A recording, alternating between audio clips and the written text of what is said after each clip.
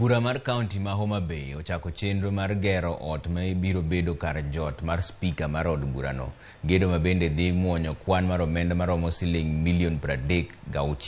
Gedo mar odno ma itimo e boma ma Homa Bay ka otieki to biro bedo kar dak mar spika mopogore ma ibiro yier e od bura mar Kaonti no.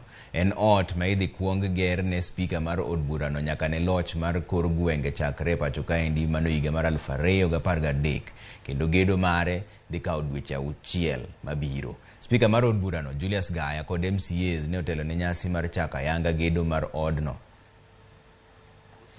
Speaking mabiro, and I believe the team within 52 weeks.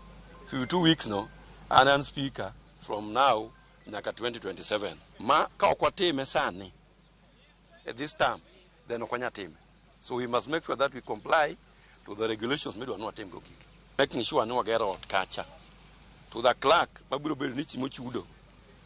Chol, the contractor, manaka euro certificates from the supervising consultant, I mean the engineers. Wagombo ni mondo wuo kaka ene plan no.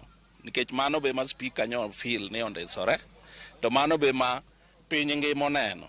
An kaka jotelo kata under the leadership mar assembly nitiere gino mabro kwano ni watimo ne jopiny nikech ma koro od jopiny kata biro ni oda speaker kamano to biro rwake jogo modak e Homa Bay County kaka oda welo maya kuonde mamoko. It is my wish mondo kwa jopiny and the leadership mar assembly ni samone gimoro marach ka boni de timre kai to watch no at the right time mondo los at the right time to avoid time wastages.